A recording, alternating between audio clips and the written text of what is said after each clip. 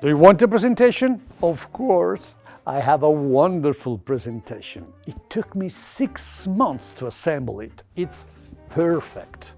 Also, all slides are indexed, so depending on the request, I can use only a subset of the presentation. I have 15 minutes, slide 3, 15, 29. I have 1 hour, I had 9 more slides. 3 hours, the whole set, 97 slides. My presentation is mesmerizing. I wouldn't be able to do anything without my PowerPoint. PowerPoint, the holy grail of business presentations.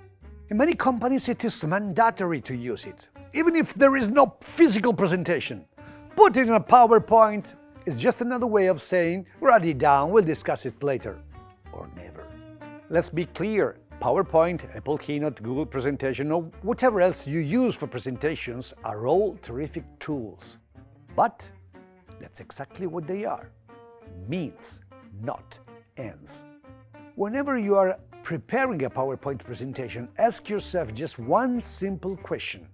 Is your PowerPoint presentation suitably complete, full of information and self-explanatory? If the answer is a proud yes, it is, then you, as a speaker, are useless. Do us a favor, do not present. Send us an email with the PowerPoint attached. We will enjoy the file in our own time and love you forever.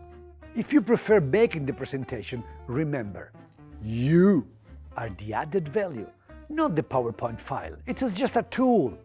A good one, but still only a tool. And if you really insist on using it, let me give you a few tips to enhance its qualities. Build a presentation consistent with the time available. There is no need for a 78-chart presentation if you only have 15 minutes. If you notice that you have less time than expected, remember the 4% rule we talked about in another episode. Going faster is just a way to increase white noise. Do better than that. Cut something out, and in need, you can always send the missing information to the audience later, if they notice or if they need it. Slides full of text? Use bullet point instead, each one with single words or short, very short sentences. If you really have to use all that text, consider using a font size big enough to be read from the far end of the room. Split it into multiple slides if needed. And then pipe down and allow the participants enough time to read it on their own. Yes, shut up. It is not as bad as it sounds. If you read it aloud, your vocal reading speed will be psychologically slower than your audience's mind reading speed. After all, you need to articulate the sounds while they don't. Hence, they will finish reading much earlier than you will. Best case scenario, they will wait for you. Worst case,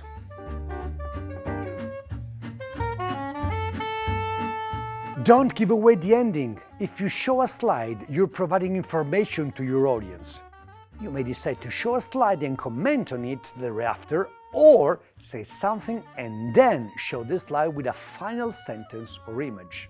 The former is rational but boring. The latter is tougher to do. Yes, it implies that you actually know what's in the following slide, but much more intriguing. Unless you have numbers, figures, quote, images, graphic that you need to show, consider avoiding self-explanatory slides. Slides are there to help you recall, suggest, sense, stimulate curiosity, engage interest. They do everything except saying what you need to say. That's the job of the protagonist, who, again, is you. And speaking of protagonists, I have one last piece of advice for you. Get rid of the PowerPoints, or at least give it a go.